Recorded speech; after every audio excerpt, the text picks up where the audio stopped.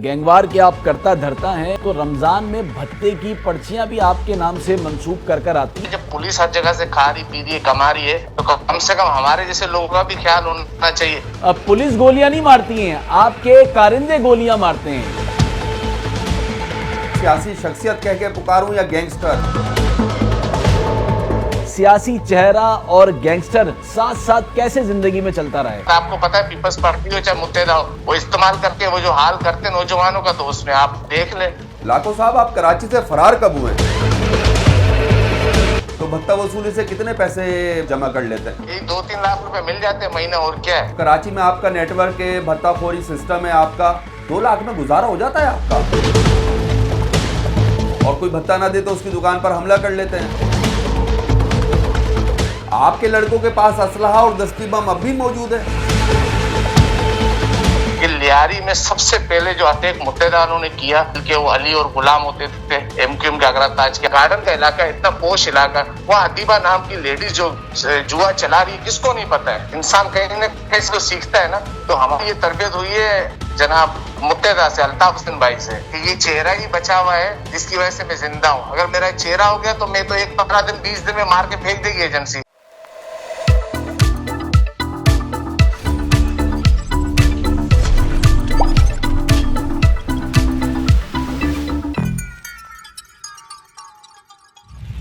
GTV podcast के साथ मैं हूं ताहा उबैदी। मुत्तहिदा कौमी मूवमेंट से पीपल्स पार्टी और पीपल्स पार्टी से गैंगस्टर बनने वाले वसीउल्लाह लाखो आज हमारे साथ मौजूद हैं। कराची में गैंग वॉर ख़त्म हो गई या भत्ताखोरी ख़त्म हो गई, ये सवाल करेंगे। इस वक्त सीनियर क्राइम रिपोर्टर जुहैब हमारे साथ मौजूद हैं। स्टार्ट उनसे लेते हैं कि वो वसीउल्लाह लाखो से बात करें। जी जुहैब। वसी, आपको मेरी आवाज़ आ रही है? जी अस्सलाम वालेकुम। अच्छा, ये बताएं, वसी के गैंगवार के आप करता धरता हैं और हालात व वाक़यात आपकी वजह से कराची शहर के ख़राब होते हैं, तो रमज़ान में भत्ते की पर्चियां भी आपके नाम से मंसूब कर आती हैं, इसकी वजह क्या है? भाईजान, बात ये है कि हम जहां भी किसी को मतलब कॉल कर रहे हैं या राब्ता कर रहे हैं, तो अव्वल तो वो काम 2 नंबर है, या तो छालिया का है या फिर वो सट्टा मंशिया जुआ, जो गर्ज के 2 नंबर काम है, सब उसी को ही हम टच कर रहे हैं। और वो लोग बाकायदा मंथली या हफ्तेवार जो है ना बीट देते हैं पुलिस को। अब हम ये कहते हैं कि भाई जब पुलिस हर जगह से खा रही पी रही है कमा रही है, तो कम से कम हमारे जैसे लोगों का भी ख्याल होना चाहिए। तो भगाया तो इन्होंने हमें, ठीक है। आज अगर हम दुनिया में कहीं भी बैठे हैं तो इनकी वजह से बैठे भाई। अब पुलिस गोलियां नहीं मारती हैं, आपके कारिंदे गोलियां मारते हैं। भाई पुलिस तो गोलियां कब से मारती हुई आई है। आप देख ले 2010 से लेके अब तक जितने भी लोग मारवाते कत्ल हुए पुलिस ने मारे। कितने नौजवान मारे लियारी के, आप ये देखे। हम तो इक्का दुक्का साल में 2-4 कार्रवाइयां करते हैं भाई, उसमें भी हमारी कोशिश होती है कि कोई जख्मी हो, मरे नहीं। लेकिन अब जिसकी लिखी है तो हम क्या कर सकते हैं। वसी भाई, मेरा देखे एक आज शॉट हुआ है। वसी भाई, मेरा नाम ताहा है। पहले बताते हैं वसी भाई, मैं वसीउल्लाह लाखो साहब, मैं आपको सियासी शख्सियत कह के पुकारूं या गैंगस्टर? देखें, ये दोनों चेहरे, ये दोनों शख्सियतें हमें जो है ना अवाम ने नहीं दी हैं।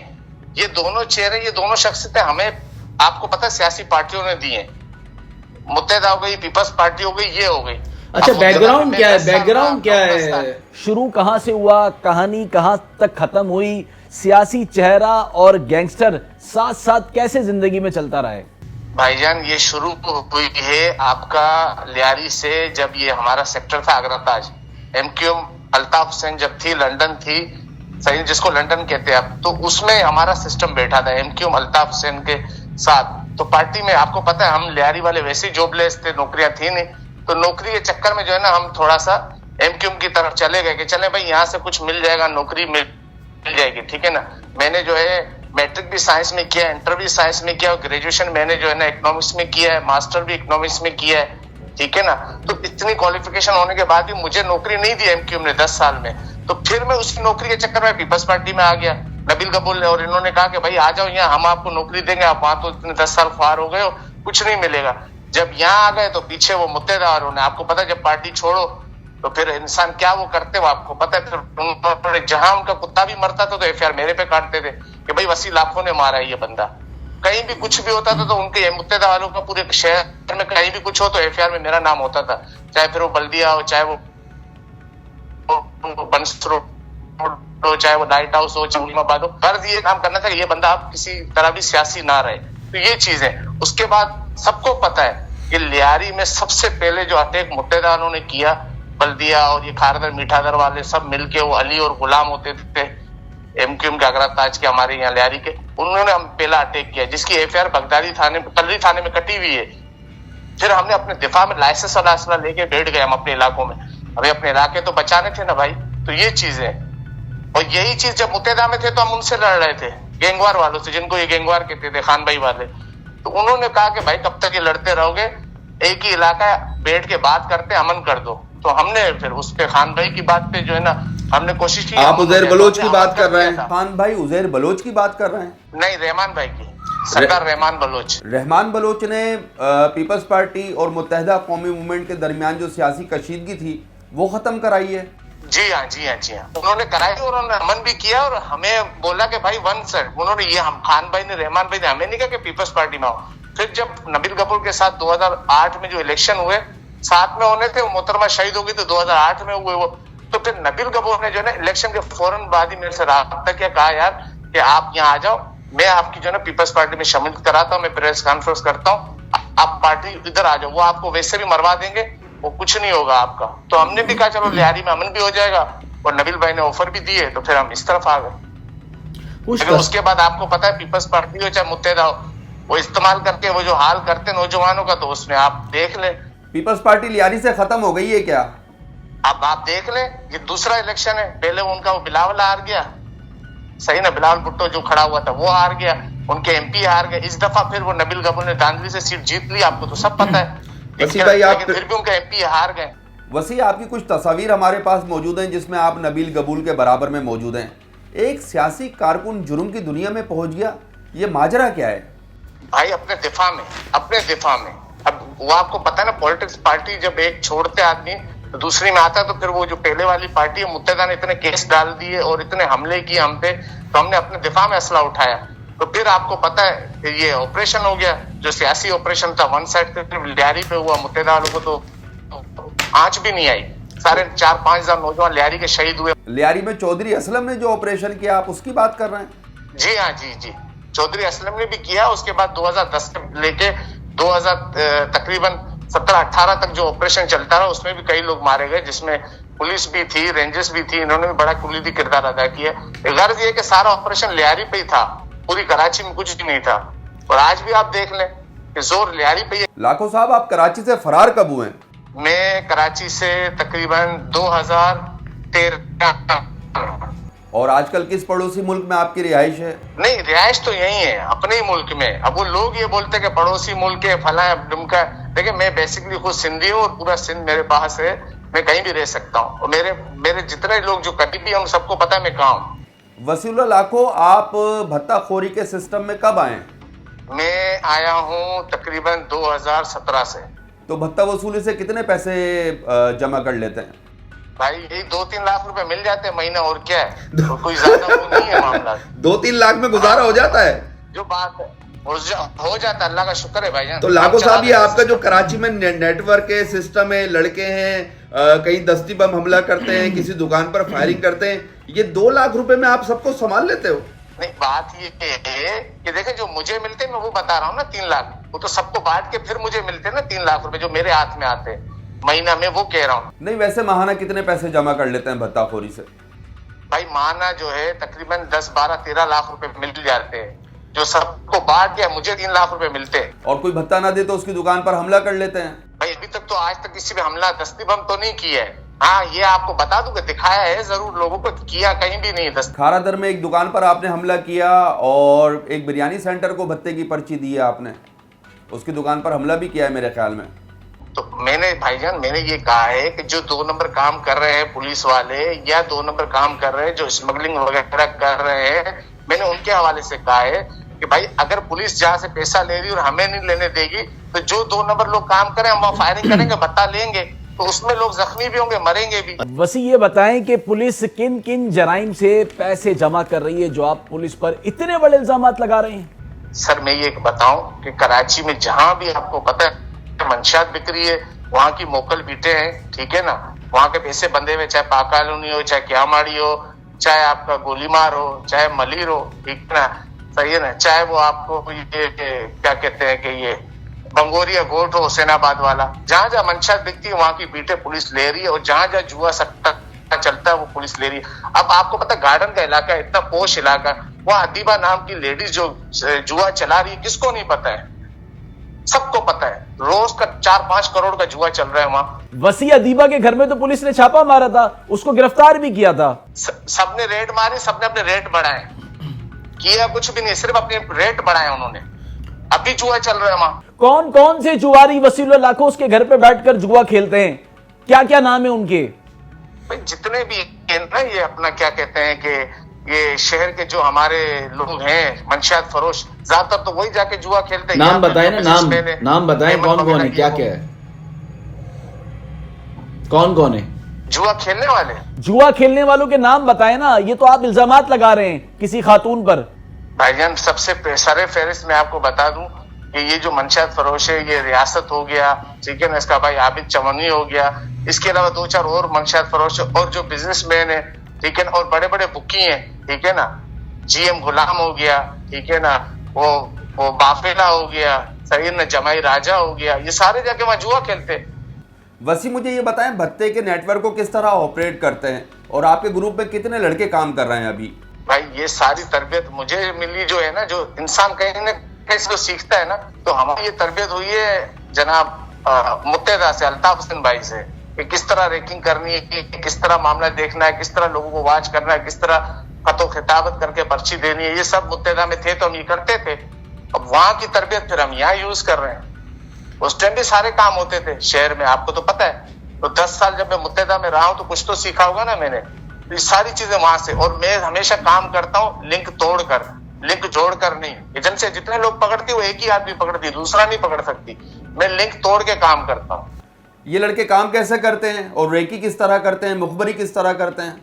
भाईजान अभी फिलहाल जो मेरे पास है वो तकरीबन 25 से 30 लड़के जो टोटल सिस्टम देख रहे हैं, जिनमें से 10-15 रेकिंग करते हैं, 10-15 काम करते हैं। आपके लड़कों के पास असलहा और दस्ती बम अब भी मौजूद है? जी जी जी, हाँ, हर चीज अवेलेबल है, हर चीज, ऐसा नहीं कि नहीं है। क्योंकि आपको पता है शहर कराची में जब इंसान सिस्टम चलाता है तो फिर उसे सबको मुंह देना पड़ता है, तो हर चीज मौजूद है। अच्छा वसीउल्लाह लाखो साहब, ये बताएं कि में बुकी किस तरह काम करते हैं, किस तरह क्रिकेटर्स को खरीदा जाता है, किस तरह पैसे लगाए जाते हैं, ये कहानी क्या है, ये तो थोड़ी सी सुना दीजिए। देखें, उसमें ये है कि जितने बड़े बड़े बुकी हैं, जितने बड़े बड़े ये सेटलर हैं जो मैच में ये जुआ हुआ खेलते हैं, तकरीबन तो हमारे सिस्टम से, हमारे लोगों से राब्ते में, ठीक है ना भाई। तो प्यार मोहब्बत में जो भी हम उनसे मामला करते हो जाता है। कभी आपको पता है किसी बुकी को हमने अभी फिलहाल हाल ही 4-5 सालों में टच नहीं किया, उससे पहले करते थे, लेकिन अब वो सब कंट्रोल में, तो सब मामला प्यार मोहब्बत से चल रहा है। मैच पर सट्टा लगाने के कितने पैसे देते हैं? भाई उनसे भी 4-5 लाख रुपए मिल जाते हैं। मेरे ख्याल से शहर कराची से आप 20 से 25 लाख रुपए माहाना जमा कर लेते हैं। 25 लाख तो बहुत है, लेकिन हर मंथ 20 लाख मिलते हैं तकरीबन, हर मंथ। 20 लाख में गुजारा हो जाता है जी? 20 लाख में गुजारा हो जाता है भाईजान। मैं तो आपसे यही कह रहा हूँ ना कि मैं सबको बांट के ये 3-4 लाख रुपए जो भी मेरे को मिलते हैं, मेरा गुजारा हो जाता है, कोई इतना बड़ा इशू नहीं है। लेकिन सिस्टम चल जाता है, सबको बांट के सबको। वसी भाई, आप अंदर के आदमी हो, ग्रुप भी चलाते हो, मुझे ये बताओ कि उजैर बलोच और बाबा लाडला में लड़ाई किस बात पर हुई थी? भाईजान देखें, असल बात ये है कि उजैर भाई जो थे ना, ठीक है ना, वो सियासी शख्सियत थे, वो पढ़े लिखे सुलझे हुए आदमी थे। उन्होंने हमेशा प्यार मोहब्बत से, हम तफहीम से मामले को हल करने की कोशिश की है। और बाबा लाडला जो था, उसका थोड़ा सा जो है ना मेंटली सिस्टम जो था ना, वो कुछ और था, वो ताकत इस्तेमाल करता था। और उस पर उसे बार बार मना करता था कि भाई ताकत इस्तेमाल नहीं करो, ताकत इस्तेमाल, लेकिन वो अपनी इस हरकतों से बाज नहीं है, वो ताकत इस्तेमाल करता था, फिर लोगों को मारता था, तो नाम भाई का बदनाम होता था। आज भाई भी जितने ज्यादा केसेस हैं जो भी हुए हैं आपके सामने, वो उसका मेन किरदार जो है ना, यही कुलीदी किरदार बाबा लाडला खुद है, या उसके नीचे काम कर रहे लोग हैं। उजैर भाई का इनमें से किसी, आप देखें कितने केस थे भाई पे, सब केस बरी हो रहे हैं, तो वजह क्या है? कोई एविडेंस नहीं है, कोई प्रूफ नहीं है, कोई विटनेस नहीं है। तो वजह यही है कि भाई इन चीजों में था ही नहीं। जो लोग थे उनको एजेंसियों ने मार के खत्म कर दिया। तो अब आप बताओ पीछे क्या रह जाता है? वसी भाई, इस कराची शहर ने देखा कि एक जगह बलोच लड़कों की लाशें मिली हैं और दूसरी जगह दूसरे महाजिर लड़कों की लाशें मिली हैं, ये इलाकों की जंग थी, कराची पर कब्जे की जंग थी, ये क्या माजरा है? भाईजान उसमें देखे माशाल्लाह आप लोग सब पढ़े लिखे सुलझे में, आप यहीं की पैदाइश है कराची की, आपने हर चीज देखी है, मुझसे ज्यादा आप जानते हैं इस मामले को। देखे असल मामला था वो सियासी जंग थी, कराची पे कब्जे की जंग थी। नहीं तो क्या इलाकों पर कब्जे की जंग होती थी? भाई इलाकों पे कब्जे की थी, बल्कि आप ये देखें कि पूरे शहर कराची पे कब्जे। आप पहले मुत्तहदा का मेयर होता था, पीपल्स पार्टी का मेयर है, तो कहां से आ गया पीपल्स पार्टी का मेयर शहर में? ये हमारी वजह से आया है, हमने इस शहर को कंट्रोल किया, हमने शहर पे अपनी ताकत से जो है ना लोगों को अपनी तरफ माइल किया, तो आज पीपल्स पार्टी का मेयर बैठा हुआ है। ये उजैर भाई की मेहरबानी है, वरना पीपल्स पार्टी का मेयर आता कहां से? ये हमने मुत्तहदा के दहशतगर्दों को मुत्तहदा को मुंह दिया, तो आज उनके एमए ने एमपी पीपल्स पार्टी को खुला घूम रहे। आप देखें कल परसों की न्यूज है, औरंगी टाउन में पीपल्स पार्टी के किसी काउंसलर को दफ्तर में घुस के मार दिया है। किसने मारा ये नहीं पता, लेकिन मार दिया उसको। तो टारगेट किलिंग तो अब भी हो रही है, पुलिस वाले भी मर रहे हैं, सियासी लोग भी मर रहे हैं। इतना बड़ा ऑपरेशन उन्होंने लॉन्च किया 10-12 साल का, उसका रिजल्ट क्या निकला है? आप खुद एनालाइज करें, पूरे कराची में अब भी लाशें मिल रही हैं, लोग मर रहे हैं। 10 से 12 साल कराची में ऑपरेशन चला है। आप समझते हैं लियारी गैंग वॉर और सियासी जमातों के अस्करी विंग्स कराची से खत्म हो गए? भाईजान देखे पहली बात तो ये है कि कोई भी सिस्टम जब बन जाता है ना भाई, वो फिर खत्म नहीं होता, सिर्फ चेहरे तब्दील होते हैं, खत्म नहीं होता। और ये खत्म तभी होगा जब आपको पता है कि सियासी पार्टियां जो है ना वो सुधर जाएंगी। अब सियासी पार्टियां हम जैसे लोगों को इस्तेमाल करती हैं, फिर अपने हाथ साफ करके खड़े कर देते हैं और हमारे पे एफआईआर है और हम भाग जाते हैं, फिर यही चीजें हैं। अच्छा कहा यहाँ पर सवाल वसी से ये भी बनता है कि वसी ने किसके हाथ पर बैत की है, यानी कि वसी को इस सियासी वर्कर के तौर पर लाने वाला कौन है और गैंगस्टर बनाने वाला कौन है? यानी कि जब आप जुर्म की दुनिया में कदम रखते हैं ना, तो आप किसी न किसी के ही कारिंदे होते हैं। तो वसी आप किसके कारिंदे थे, किसके हाथ पर आपने बैत की थी, ये भी एक सवाल है। एमक्यूएम से पीपल्स किसी के हाथ बैत नहीं की भाई, सियासी बस वो नबील गबूल थे जो फ्रंट पे थे, उन्होंने गाइड किया था, उन्होंने कन्विंस किया था। अच्छा वसी, नबील गबूल के साथ आपके ताल्लुकात हैं या खत्म हो गए हैं?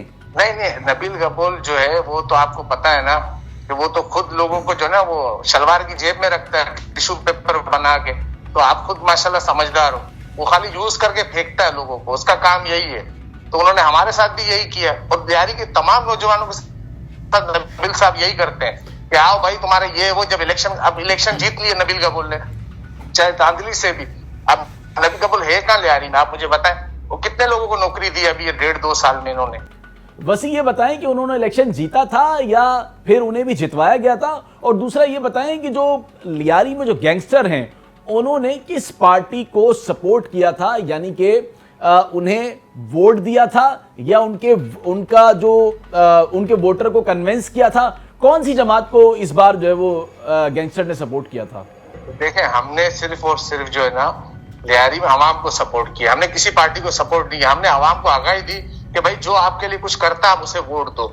अच्छा ये भी बताएं कि बिलावल भुट्टो की रैली हुई थी, उस पर भी पथराव किया गया था, तो क्या जो सुनने में आया है कि जो इतलात हैं कि इल्जामात हैं कि वो पथराव आपने करवाया था, तो कितनी सदाकत है इस बात में?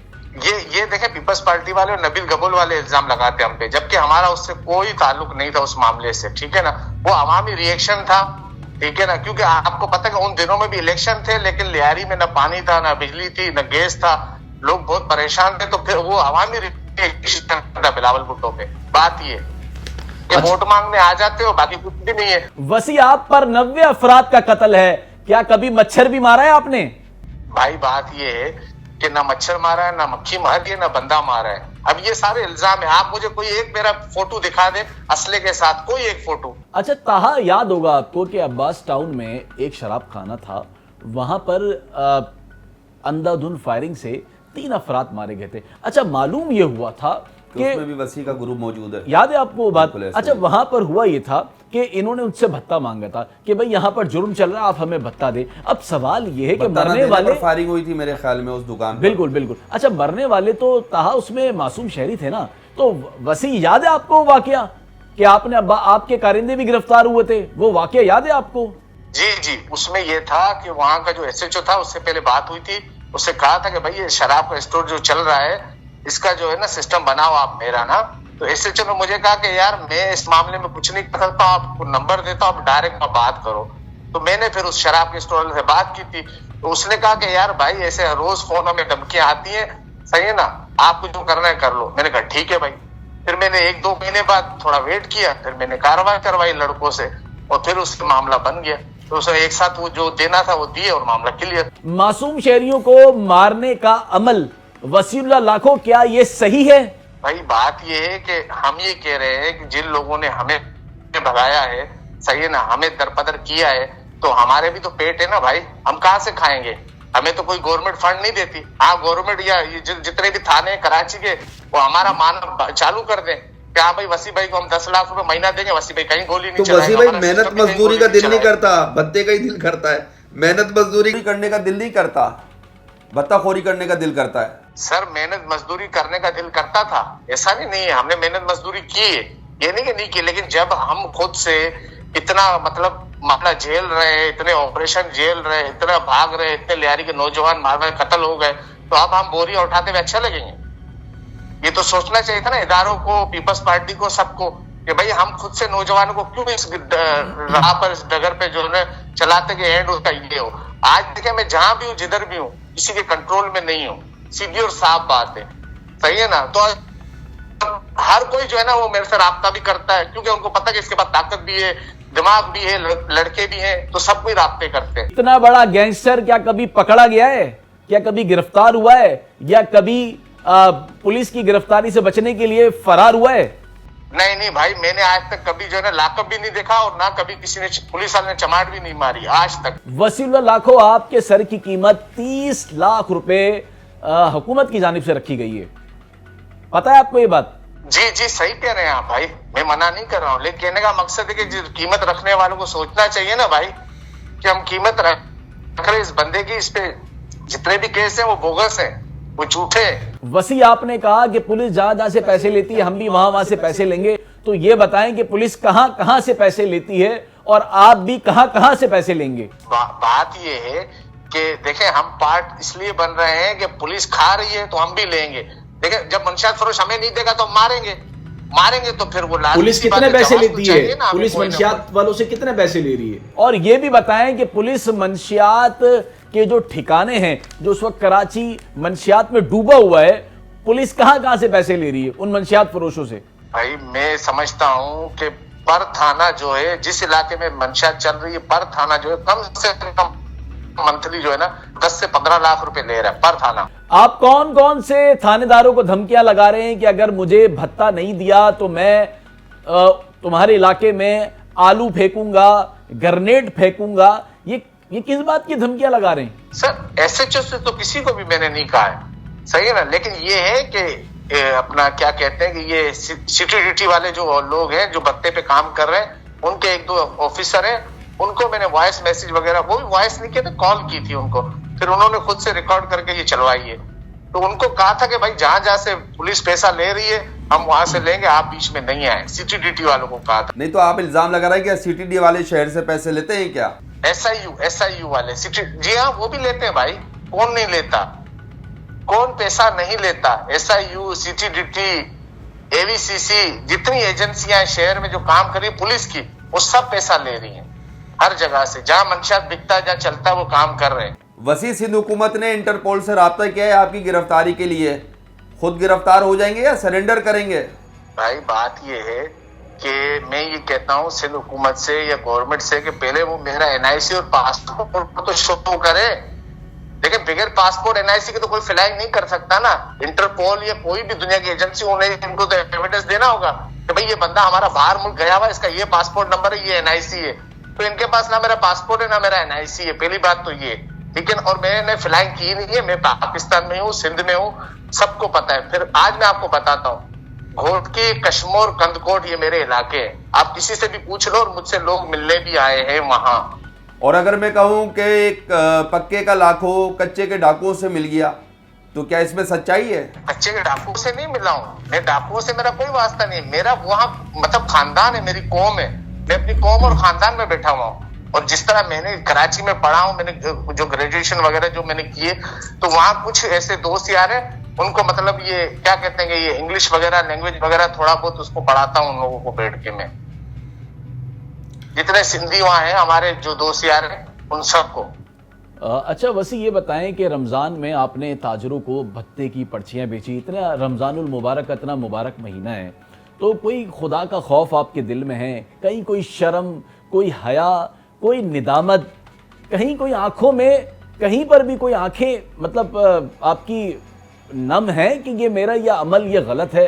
अगर आप पर केसेस बने हुए हैं, अगर आप समझते हैं कि ये केसेस जो है बोगस हैं, तो आप सरेंडर क्यों नहीं करते? आप क्यों पाकिस्तान में नहीं आते? आप अदालतों का सामना क्यों नहीं करते? आप अपने केसेस अदालत लेकर क्यों नहीं जाते? लेकिन आपका यह अमल के शहरियों को गोली मारना, क्या ये ठीक है?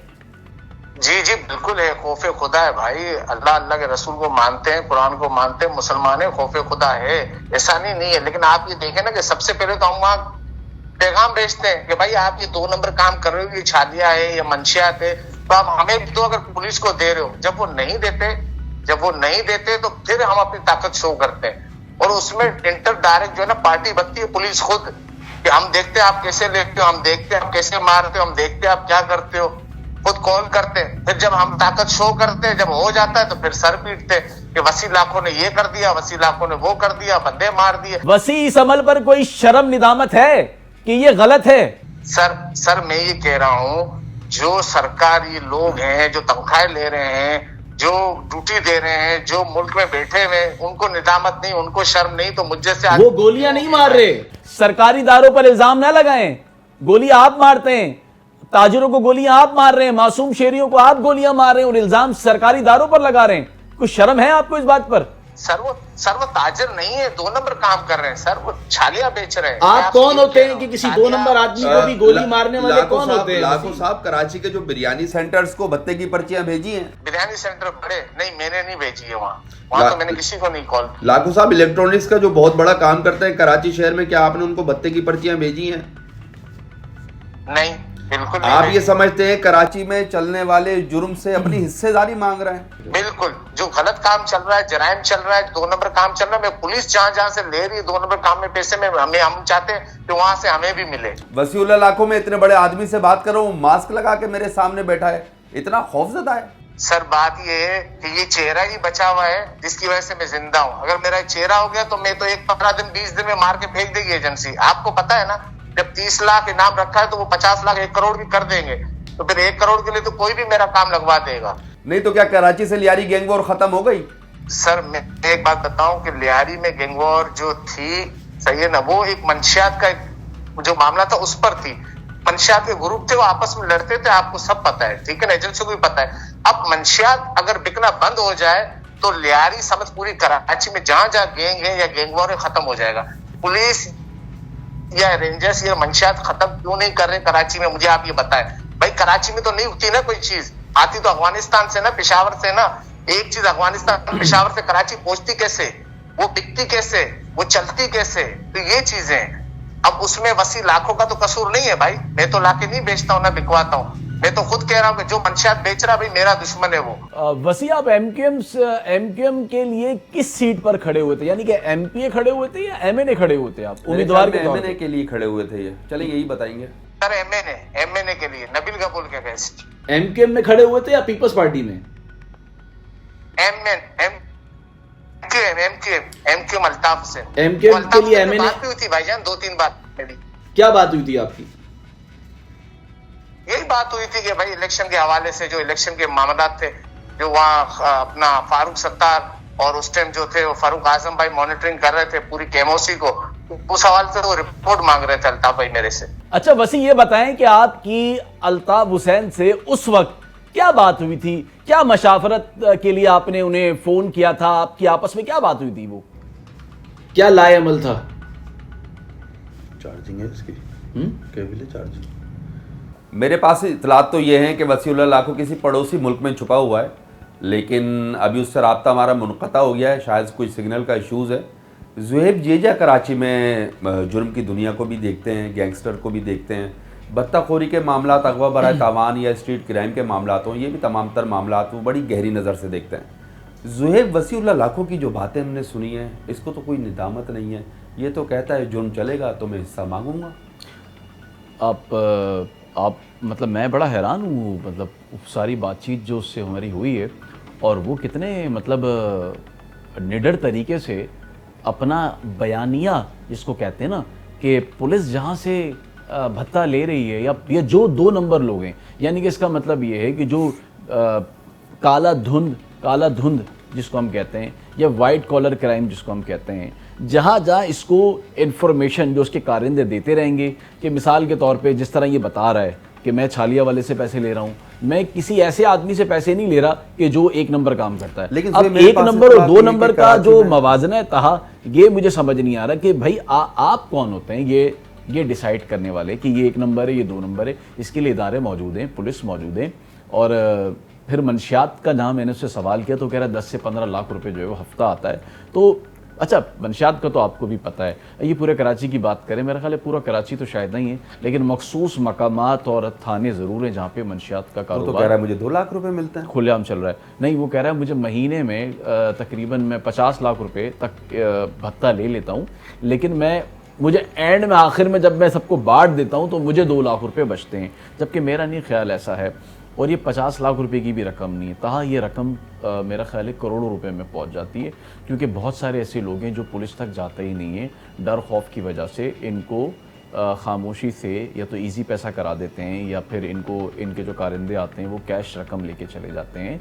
और ये ज़रूरी नहीं है कि हर आदमी पुलिस तक पहुँचे और FIR कराए, लेकिन इस मरतबा ऐसा हुआ कि जो north Karachi new Karachi industrial area है, वहाँ तो लोगों ने कानों पर हाथ लगा दिया था। मतलब इन्होंने कोई दुकानदार नहीं छोड़ा, यानी कि इन्होंने डराने के लिए पहले गोलियां मारी, फिर एक ताजिर भी कत्ल भी हो गया था। तो सिर्फ कराची ऑपरेशन भी चल रहा है, आए रोज़ हम देखते हैं छापामार कार्रवाइयाँ भी हो रही हैं। तो लड़का इतना मजबूत और मुनज़्ज़म है कि गोली और पर्ची लेके किसी भी दुकान पे पहुंच जाता है। यार आप ये देखो कि ये तो कराची में मौजूद ही नहीं है। ये कराची में मौजूद नहीं है तो ये हाल कर रहा है। ये कराची में होता तो क्या करता? मतलब इसका एक्सेस कितना फ्रीली है, मतलब कितना आज़ादाना तरीके से इसने अपना मुनज़्ज़म नेटवर्क बनाया हुआ है कि ये अपने आप को जहाँ पर मौजूद है वहाँ पर महफूज समझ रहा है। इसको पता है कि मैं यहाँ आऊँगा तो इदारे पकड़ लेंगे। और यकीनन वो तो कहता है मेरा कोई पासपोर्ट किसी के पास मौजूद नहीं है, मेरा तो NIC किसी के पास मौजूद नहीं है। तो इंटरपोल इसको किस तरह इंटरपोल को जो खत लिखे गए हैं तो उसमें उस दस्तावेज़ात में सारी चीज़ें मौजूद हैं। उसमें इसके केसेस के बारे में जिक्र है और कहा गया है कि जिस मुल्क में भी पता चले अगर जिस मुल्क में इसने एंट्री की है तो वो गिरफ्तार करके। लेकिन कराची में तो तकनीका नाचना चाह रहा है ये। देख, कराची में इस वक्त मैं बता रहा हूँ कि ये रमज़ान इतना लोगों पर क़यामत उन पर टूटी है, लोगों के ऊपर, कि कोई दुकानदार इनसे महफूज नहीं रहा। मतलब इन्होंने किसी को भी नहीं छोड़ा पूरे कराची। सिर्फ लियारी गैंग वॉर, उज़ैर बलोच की हम बात कर लें, बाबा लाडला की हम बात कर लें, ताजू की हम बात कर लें, और भी गैंगस्टर थे, ये ख़त्म हुए हैं, वसीउल्लाह लाखों शुरू हुआ है या ये उनका साथी है? ये माजरा क्या है?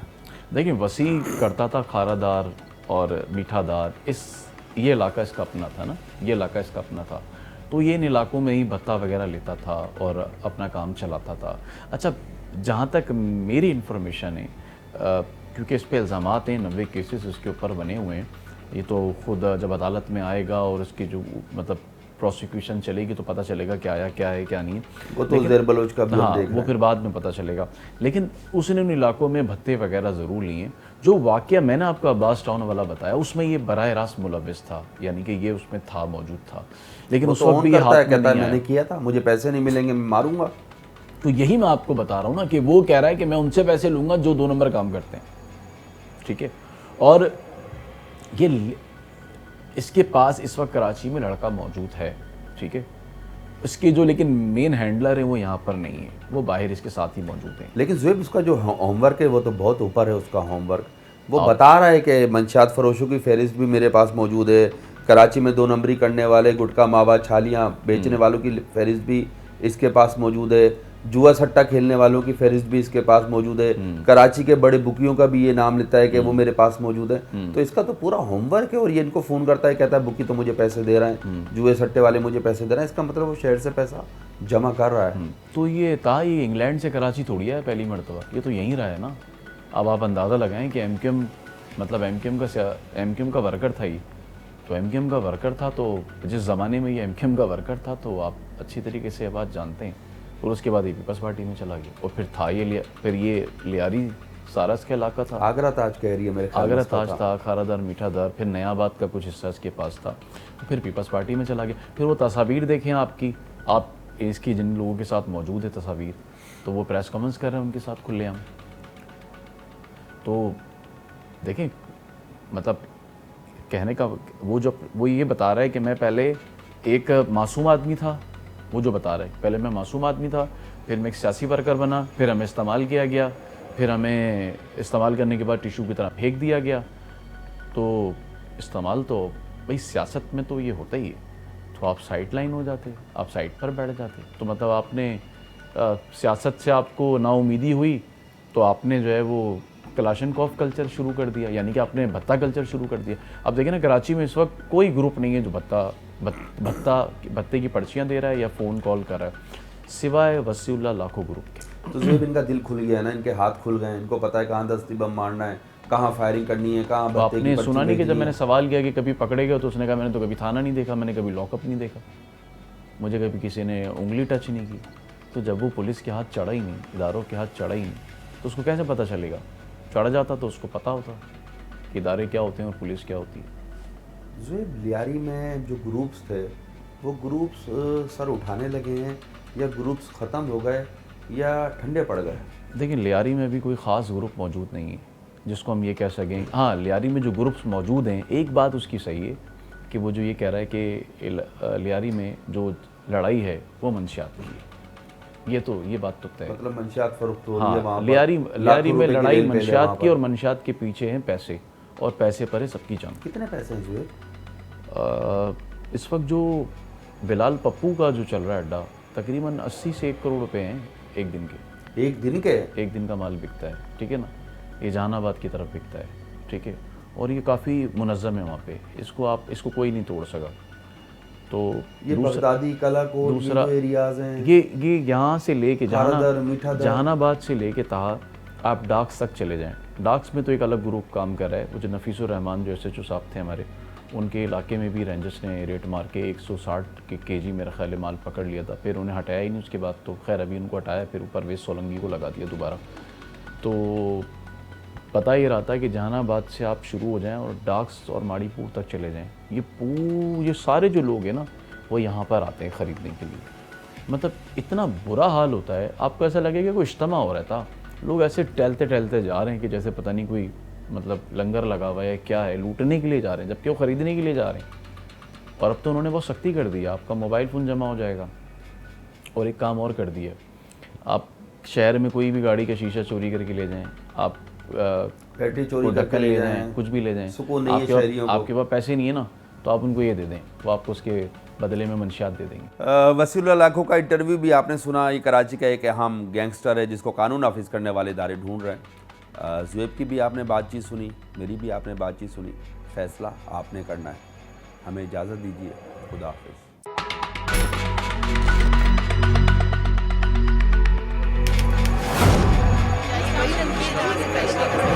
खबर के अंदर की खबर GTV के प्लेटफॉर्म पर एक नए पॉडकास्ट के साथ हाजिर हैं।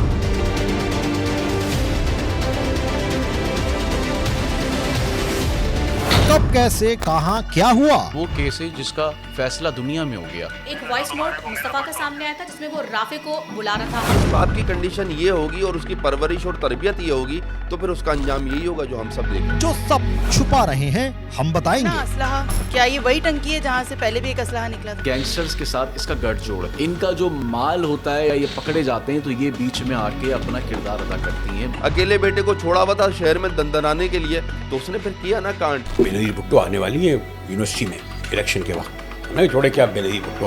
अगर औरत को भी इसी तरह हक होता है कि जब चाहे निकाह तोड़ ले, मुझे एक बात का जवाब दे, मियाँ बीवी में और बॉयफ्रेंड गर्लफ्रेंड में फर्क क्या है? इस ऑपरेशन के अंदर सिक्योरिटी फोर्सेस के कुछ जवानों ने अपनी जानों को नजराना भी पेश किया। लेडीज को जिस दिन पैसा आएगा, पहले बात तो वो ज्वेलरी की दुकान पे जाएगी, वो सोना बनाएगी। मर्द की कमजोरी, जब पैसा आएगा दूसरी शादी करेगी। मंजी ठोक देती, घर में आकर फिर वो प्रेस कॉन्फ्रेंस करके गए मंजी हैं ठोक।